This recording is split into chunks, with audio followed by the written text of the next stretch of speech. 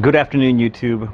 I had a viewer ask a question about my chainsaws. He said that he noticed that some of my chains are loose, and he wanted to know, I guess, my theory, my idea behind how I tension my chains, and exactly how tight I do it, and the reasoning behind it. So, stay with me today. We'll go over two chainsaws I have pulled out today, and we'll explain, I guess, my theory behind it.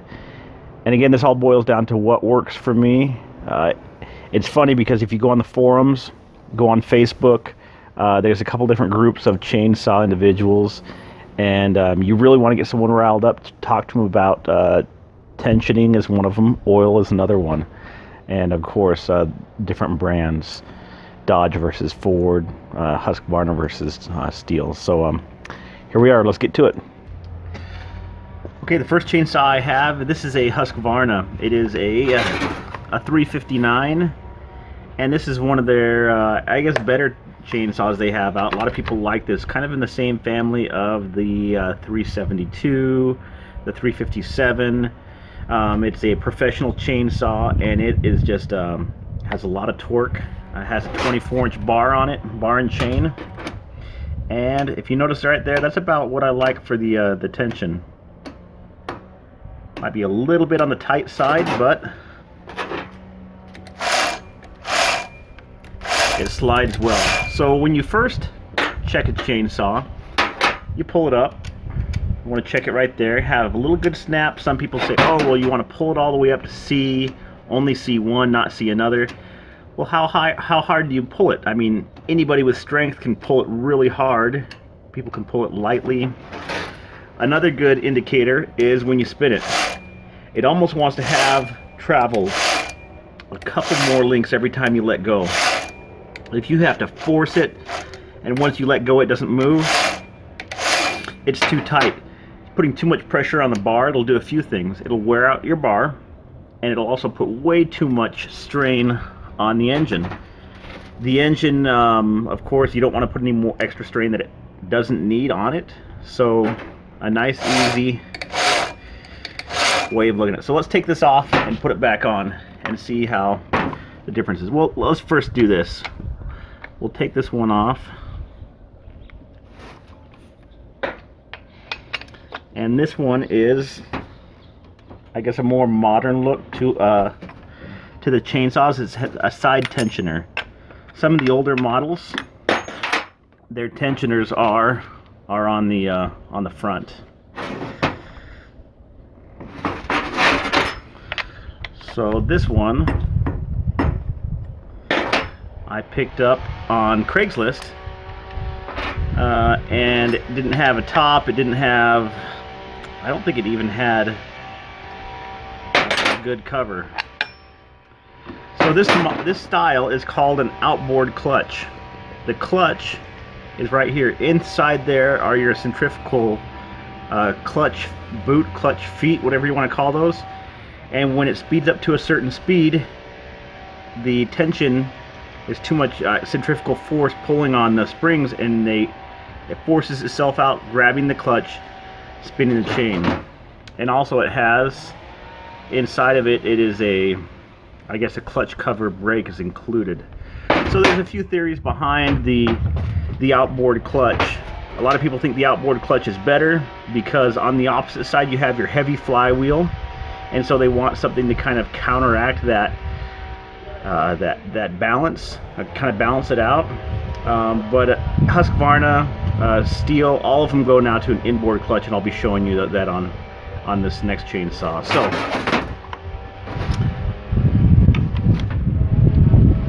okay, that's a little bit better without the shadow. So before I take off my chains, I always back it back a few just to kind of loosen it up.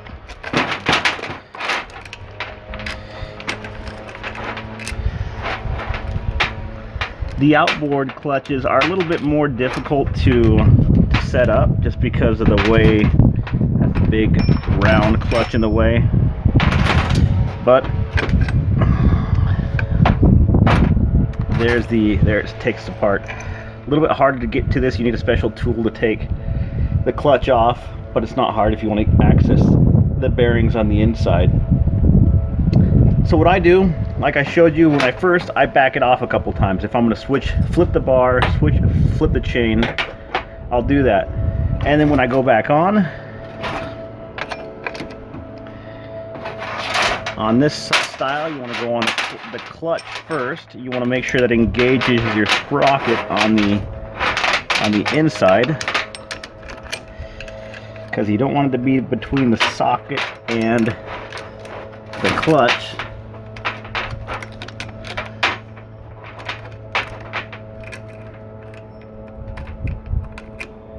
Once you get everything lined up, you can then pull it out. And I might have to back it out a tad bit. Nope, there we go. Pull it out, and what I'll do is I'll just kind of make sure that I'm in the grooves where it should be. Push it on there. I'll put my clutch cover on. Kind of just hand snug it up. Same there. You can use the scrunch. I almost just like having an extra screwdriver, just because it makes things a little bit easier. Now as I make a couple turns, I'll spin it as I go, just to make sure everything is free spinning. Once I get it to where it's somewhat tight, you'll want to grab the bar and pull it up, or lift up the back end of it and lift it up. If you notice, it has a little play in there. That's just the way that it mounts up on the bar, and you don't want to tighten it down right here, because then when you're cutting it can slip, and then you're going to have that much slack in your chain. So just pull it up slightly, and then the way I do it is I just tighten it so that it just sucks up right enough there, and I'll hold it under here and kind of see how it goes right there. That's about where I like it. So I'll tighten the first one down, and just to make sure that actually tightens up a little bit. It's not too bad. It's a little tight, but it'll warm up and it'll loosen up. So a few things, this one I've noticed is when I tighten it, first here on the tension, and then I apply the pressure on these nuts, it puts extra tension on there. So sometimes you kind of have to go back and forth between how it wants to be tightened. And each saw and each clutch cover is different. So we have the tension there. Might be a little bit too much, but I think it'll run. It still slides a little bit, and so that's going to give us a good I think a good strong cut. The reason chains jump off of bars, because of a couple things. The angle that you're cutting, if you're coming in and moving it, the chain's going to move and jump off. If it's loose, if there's damage to the bar, if there's damage to the chain. So just always keep that in mind. There's different theories on you shouldn't tighten heated chain or heated bar. When it's hot, it's going to loosen up, it's going to stretch out. When it cools, it's going to go back together. If it's a brand new chain, the brand new chain is going to stretch for sure. You're going to put a brand new chain on here like this, go out and run it for 5-10 minutes, and before you know it, there's going to be a huge sag down there. And you're like, what's going on? Well, that brand new chain is going to stretch out just naturally. So you just have to loosen it up and tighten it. So there's the first way of how I tighten or tension a chainsaw bar and a chain with an outboard clutch. This is the Stihl, the mighty 660. I actually put a big bore kit onto it, so it takes it up to 99 cc. It's normally a 92 cc. And this is a whopping 36-inch bar. They measure from the end of the bar all the way to the top when it's installed. It'll be bigger when it's not installed. But if we look at this one, being that they are a bigger chain, a bigger bar, you have a little bit more play. And this one's, again, maybe a little bit too tight, but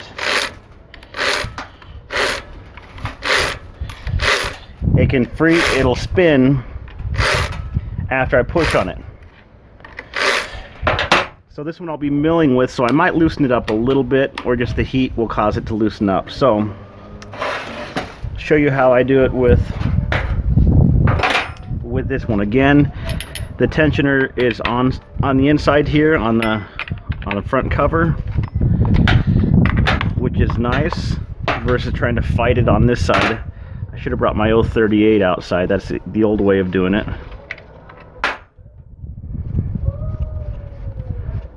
The challenge I have with these longer bars is, I'll show you, they're just a little bit heavier to fight. So I'll just take it and back it off a couple, just because when I put it back on, I want to be able to have it ready to go.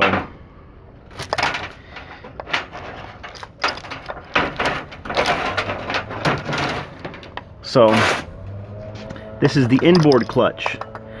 The centrifugal springs and the feet that are inside here. The other one is kind of opposite. It's flipped out. This sprocket is just like the one, but it's on the inside. It's hidden. You can't see it on the inside. So again, different theories say that the outboard clutch is better.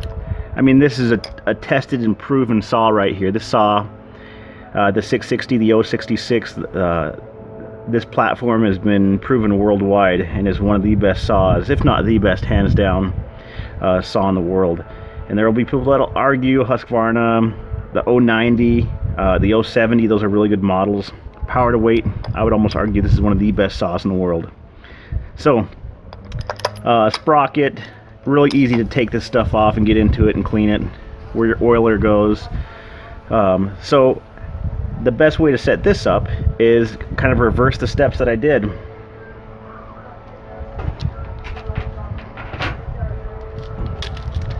Make sure that your bar and your tips are good.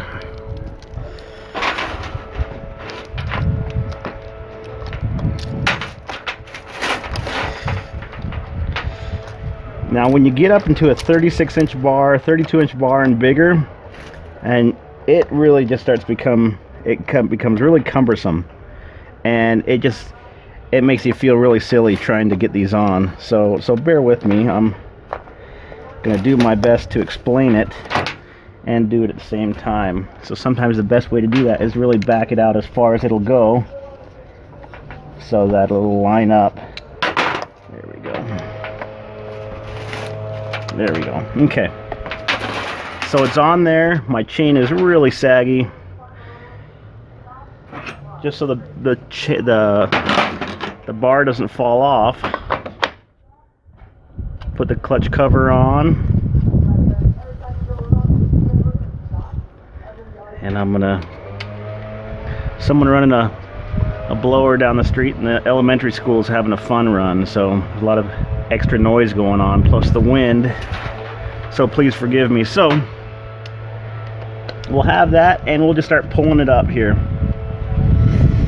It's gonna, little by little, just make sure that we're not held up, binding up on anything. Sometimes it kind of skips off here.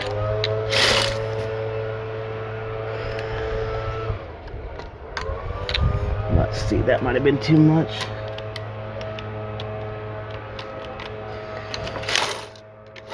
There we go. I think we're on there. So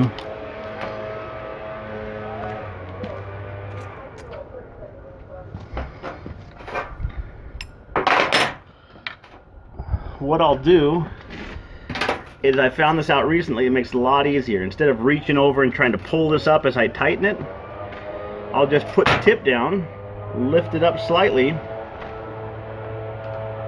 then put my tension there on the bar.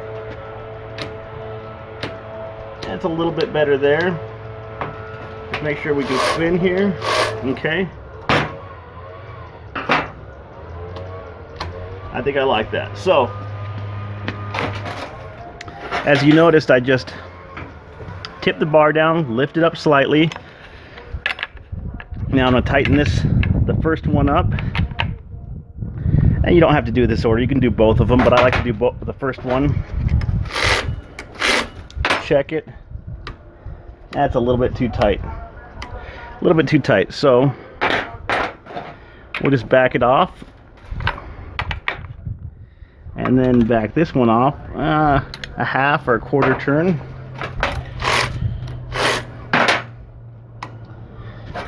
Maybe another quarter turn.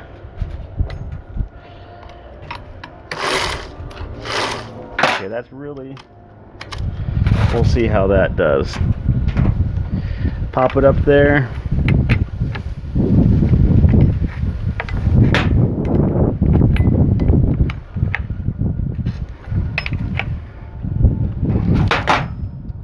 And too loose. I really thought this one was going to be the easier one to tighten down. But you get the idea. You can go back and forth until you finally get it to where you want it.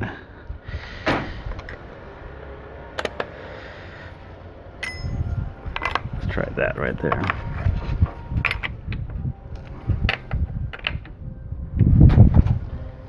That might do it. There we go.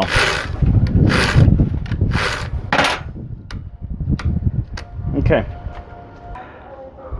So there is a, I guess, not so quick review of how I tension my chains and how I keep them tight. I hope that kind of answers some of your questions and explains in somewhat small detail the difference between a inboard clutch and an outboard clutch, and how to tension a chain on a very big bar. That's a big bar. That's not a very big bar. I mean, that's probably getting close to it. They have it's a 3-foot bar, so there's 4-foot, 5-foot, 6-foot bars on a single chainsaw. It's just amazing how much power it can put out.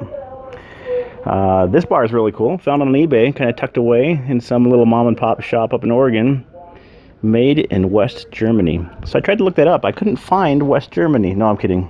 I know what West Germany was. I was around. I was 8 or 9 when the wall fell. So there's a little vintage bar. One guy said, you can't use that. You need to put that up on a wall. That's a collector's item. Well, hey, it's still a good bar, and I got it for $60 shipped, so I'm going to use it. And that Husqvarna back there, that thing is awesome. If you notice right there on the side, it had the decompression release. I took that out.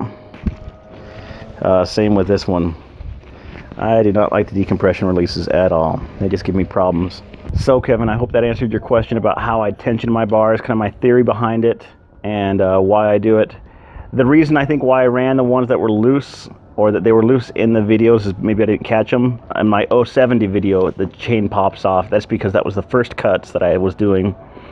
And the bar is really gummed up with paint and other stuff. So I keep it loose just so it doesn't put extra work on the motor. Kind of slings it around. So if you guys have any questions, go ahead and post them in the comments. Let me know what you guys want to see, and I'll try to do a video of it. I've got some time off right now. My wife just gave birth to our 5th kid, and so we're spending some time at home and watching them get big. And he just eats, sleeps, and poops. So it's a good thing about kids, huh? So have a wonderful day. Thanks again for all your patronage. Thanks for watching my videos and for all the comments, the interaction. I really do enjoy doing this. And have a wonderful day, wonderful afternoon. Adios.